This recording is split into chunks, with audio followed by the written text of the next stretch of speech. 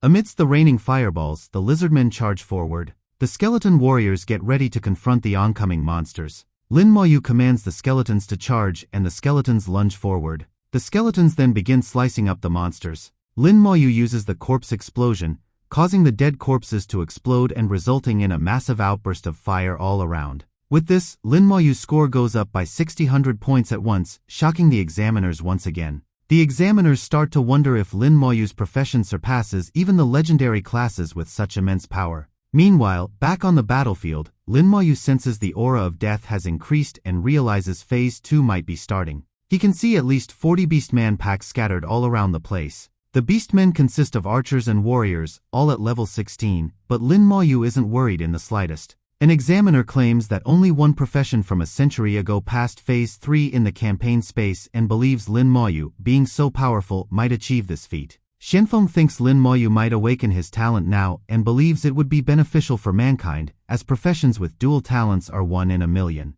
Currently, Lin Moyu is in first place, with Shui in second on the scoreboard. The examiners also realize Lin Moyu has entered Phase 2 now. This is Xiajing, the Xinxia Empire capital. This place is the real location of the Trial Tower, one of the 3 divine towers of the Xinxia Empire. Suddenly, a disturbance causes the air to whirl around. A voice shouts outrageous as a dark energy attack flies straight towards the Trial Tower. The tower gets set on fire as an undead who shot the attack shrieks it can't be stopped. A massive fireball-like attack comes hurling back towards the undead. Another voice booms out, asking if the undead seeks death, as a massive hand made of golden energy approaches it. The undead is slammed onto the ground and claims it's a clone, laughing that the students inside the Trial Tower are doomed. The hand grabs the undead and crushes it. 3 people hovering near the tower express surprise at an undead from the Abyss targeting students in the campaign space with a sneak attack. The 3 claim that the abyssal being sneaked in and disrupted the space, causing abyssal power to pollute the tower's rules, which benefits them since the ground inside the tower is made from abyss soil. Bai Yuan, a top expert of the Xinxia Empire, asks how long it will take to fix the mess. The other replies 1 hour. Meanwhile, inside the tower, Lin Moyu is confused seeing all the monsters suddenly disappear. At that moment, Shui arrives, and Lin Moyu is shocked, wondering why he can see other examinees. Shui mentions she was fighting monsters that suddenly disappeared and asks Lin Moyu if he knows what happened, but he says he doesn't. Yahello appears puzzled as he arrives, followed by other students who begin to teleport in as well. Suddenly, a holographic form of Bai appears in the sky. Shenfeng is surprised to see Bai appear in the campaign space. Bai explains that demons from the Abyss world have invaded the campaign space and are targeting the examinees, and it will take 1 hour to repair the rules and fix the situation. Shui is frightened hearing this, as Bai continues, telling the examinees to stick together and work together to protect each other. Bai also declares that people of Xinxia shall not be afraid to die fighting. Yahello raises his sword and bellows out that they shall not fear to die fighting. All the other students start chanting that they won't be afraid to die fighting. Lin Moyu knows the weakest abyss monsters are level 70 and, seeing Bai's confidence, assumes the invading force isn't strong. The examiners are worried, believing the Abyss aims to prevent geniuses from passing the 5th round and weaken the Xinxia Empire. Shenfeng tells the examiners to stop talking and instructs them to tell the people outside not to panic and believe in Bai. The students notice the Abyss blood moon has appeared in the sky and all get ready to brace themselves. The knights stand at the front to defend their teammates as the Abyss monster declares all of the students there will die. The Abyss monster claims that 1 hour will be enough for it to slaughter all of them present there. With this, a level 19 Fury Beastman warrior appears, polluted by the Abyss. The students are relieved, knowing the campaign space limits levels to 19, and believe they can fight back. However, they are startled to see countless enhanced elite monsters appear before them.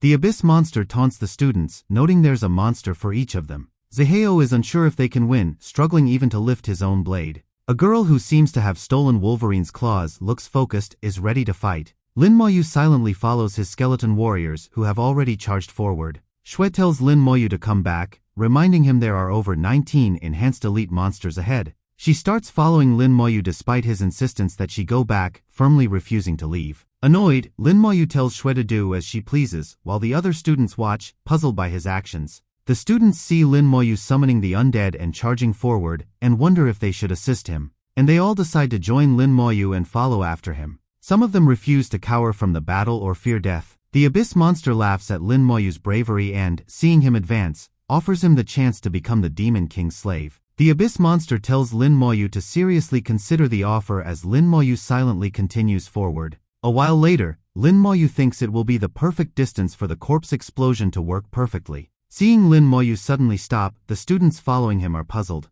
Lin Moyu raises his hand and begins to summon all the skeleton warriors he can. Within seconds, he summons an army of 100 skeleton warriors. As the skeletons charge forward, Wan Ming notices they are incredibly fast, even surpassing her own agility. The skeletons activate the skill Rage Strike and begin slicing at the monsters. Lin Moyu is surprised that the monsters are still alive after being hit by the skeletons and estimates their strength to be around 3,000. To withstand so many attacks, Lin Moyu thinks the monsters must have over 3,500 constitution, which is advantageous for corpse explosion. As one of the monsters dies, it awards Lin Moyu a total of 8,000 experience points. Lin Moyu then uses the corpse explosion on that dead monster. A huge explosion illuminates the entire surrounding with bright light. Seeing such power, the spectators wonder what is going on. The explosions continue in a chain reaction, causing every monster in their path to explode. Within a short time, all of the monsters get wiped out. Yahello is bewildered, seeing Lin Moyu is so strong, while the other students cheer that they are saved.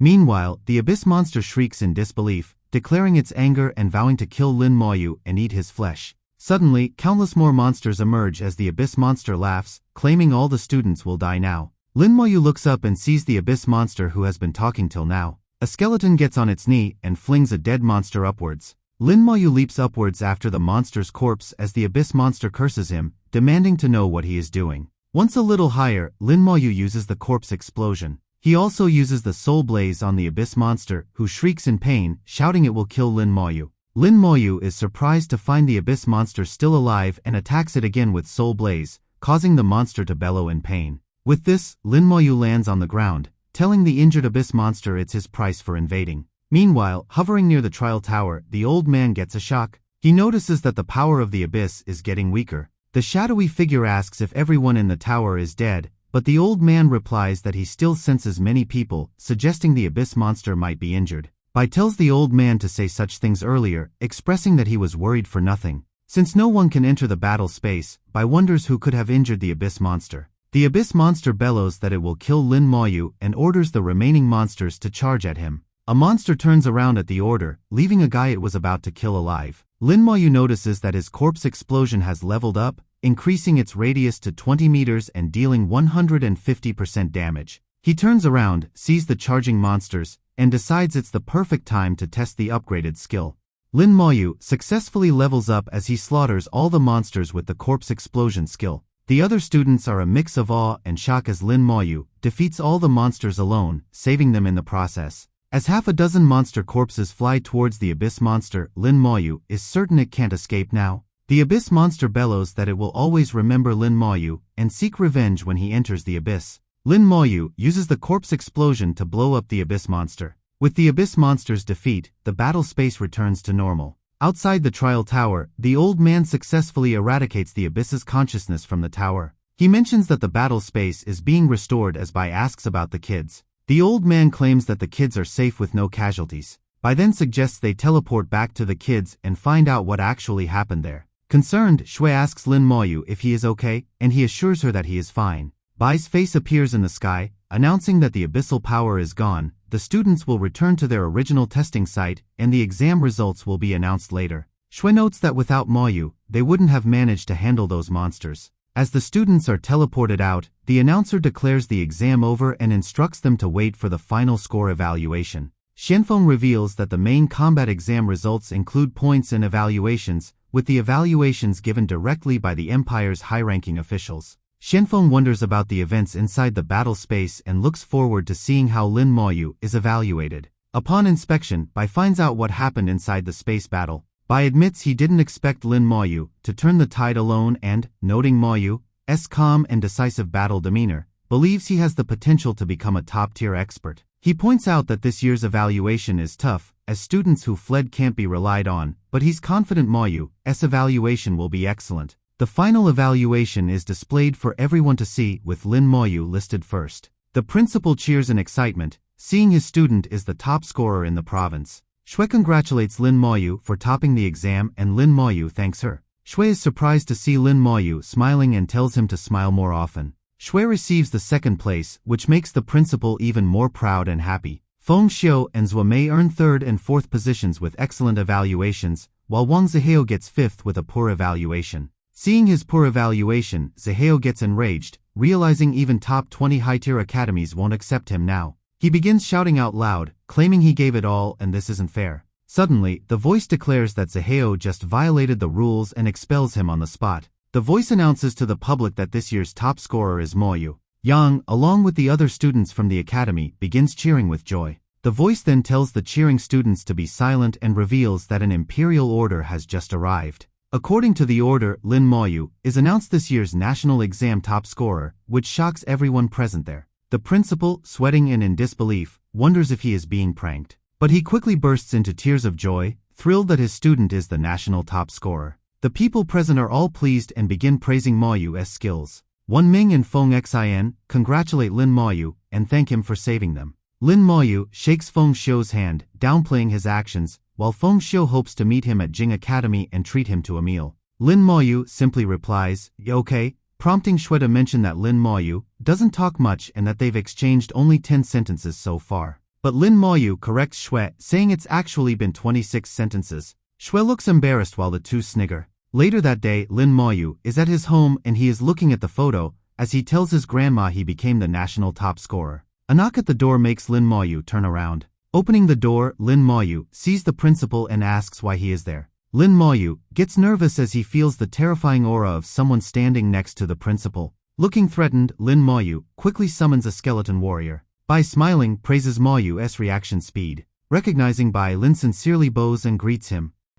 Bai says he has come to talk to Lin Mo Yu about the matter of Xiajing Academy. Lin Mo Yu invites them in, pours drinks, and the principal tells Bai that Lin Mo Yu lives alone since his sister is at Xiajing Academy. Bai thinks it's remarkable that both siblings were able to enter Xiajing Academy. Bai analyzes the skeleton warrior's attributes, finds each at 250, and asks Lin Mo Yu how he achieved that. Hearing Bai mention the 4 attributes at 250, Lin Mo Yu realizes others can't see the talent-boosted attributes of the skeleton. Bai asks Lin Mo Yu what talent he awakened, and Lin Mo Yu claims its amplification, which boosts all skills. Bai notes he is there to discuss 2 things, the reward from Xiajing Academy and taking Lin Mo Yu to the academy for the trial. Lin Mo Yu asks about the trial, and Bai explains it's an internal trial within Xiajing Academy for their own students. Lin Mo Yu asks what Bai means by internal participants. Bai says he can't reveal the trial's content, but Lin Mo Yu will learn it later if he joins, and Lin Mo Yu agrees to participate.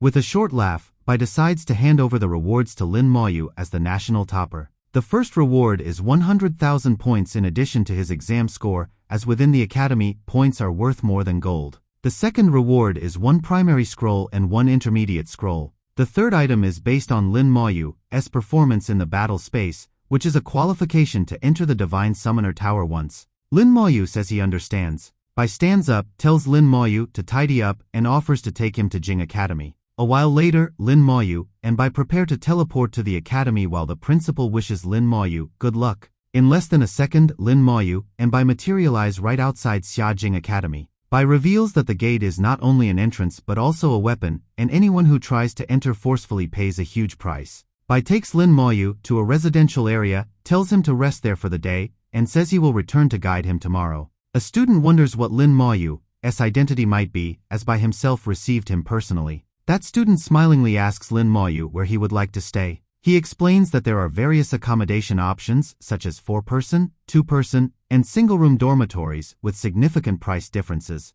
Lin Mo Yu requests a single-room dormitory, and the guy advises him to consider a 4-person room instead due to the high cost. But Lin Mo Yu insists on a single room, and the guy thinks he'll regret it later when he runs out of points. The guy takes Lin Mo Yu to a single-room dormitory and asks him to provide his identity card for registration. Lin Mo Yu gives his card, and the student inserts it into a machine, discovering that Lin Mo Yu has over 100,000 points. Lin Mo Yu explains that he received the points as a reward, and the guy understands why Lin Mo Yu wanted a single room. The guy leaves Lin Mo Yu at his new dormitory and tells him to find him if he needs any help. Lin Mo Yu sits by the window and sees flashes of light outside and thinks someone must be training there. The next morning, Lin Mo Yu is busy meditating when someone rings the doorbell. Lin Mo Yu opens the door and sees it's Ningyi, the assassin girl he met a few days ago. Yi grabs his hand and pulls him outside, offering to take him to breakfast and then show him around Xiajing Academy. This is Xiajing Academy's cafeteria.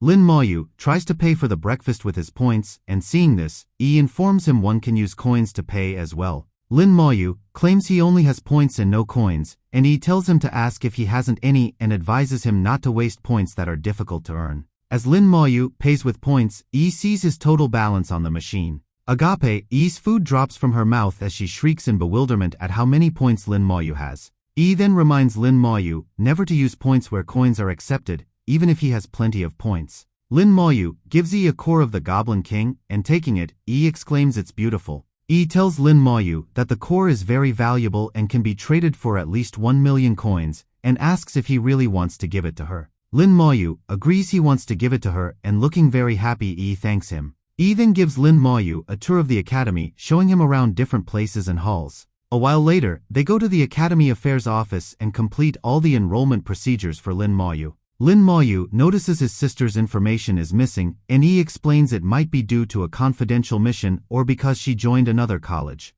Yi assures Lin Moyu not to worry, says she will get to the point, and informs him she needs to take him somewhere. Saying so, Yi takes Lin Moyu to a classroom and introduces him to a girl named Tao Tao as the national top scorer. Tao Tao introduces herself and shakes hands with Lin Moyu, who introduces himself in return. A long-haired guy holding a massive staff sitting near mocks Lin Moyu for being only level 17. Yi asks Lingjun what he means and warns him to watch his mouth when speaking to a national top scorer. Jin claims that compared to his dragon team, Moyu is nothing, as all the previous national top scorers were all trash. Jin then tells Moyu not to think he can do whatever he wishes just because he was introduced by Lord Bai. Jin claims his hidden dragon team values strength above all and tells Moyu to keep quiet during the trial and not drag them down. Jin warns he won't be polite to Moyu otherwise, and Moyu responds by asking if Jin is nuts. Hearing this, Jin's eyes blaze with rage as he summons fire in his fist and dares Moyu to repeat himself. Tao Tao and Yi jump in between, shouting at Jin to stop acting recklessly.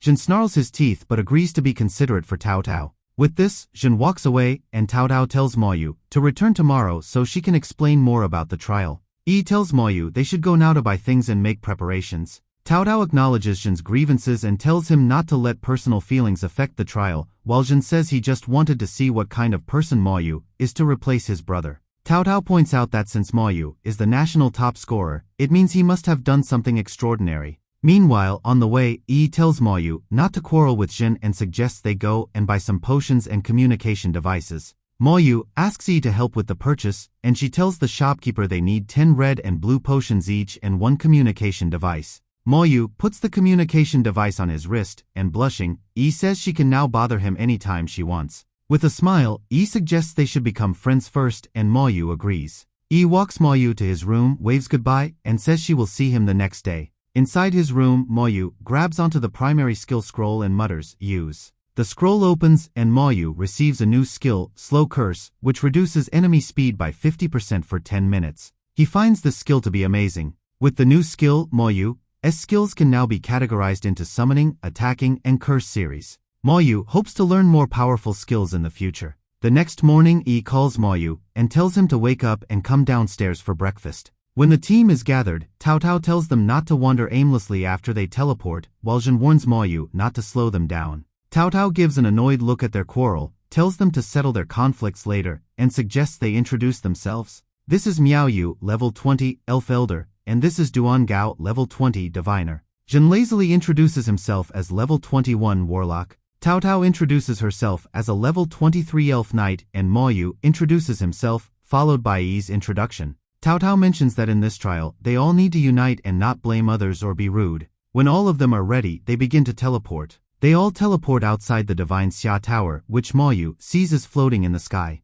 The Divine Xia Tower's power begins teleporting them again. They arrive at Mermaid Island. There, Tao Tao instructs the team to touch the mission stone to learn more about their mission. Upon touching the stone, Moyu finds out that their mission is to enter the Mermaid's Tier dungeon, defeat the final boss, and obtain the Mermaid's Tier. The Mermaid's Tier dungeon is located at the center of Mermaid Island. Tao Tao, looking disappointed, says she didn't expect the trial to be on Mermaid Island, and Yi tells her to share her experiences from previous trials. Tao Tao explains that Mermaid's Tier can be used to craft special equipment and notes that only 3 drops are produced each year. She mentions that there are a total of 10 teams there, and some of them are also teams from other countries. He asks what to do if they run into other countries' teams, and Tao Tao notes that they will guard the dungeon entrance to prevent entry. Tao Tao warns her team not to let their guard down as deaths have occurred before. Mo Yu assures Tao Tao that they won't encounter such situations. Now ready to enter Mermaid Island, Tao Tao instructs Duan Gao to apply his buffs to the team. With the buff, Mo Yu sees his attributes have increased by 30% and skill power by 20%, lasting for 1 hour.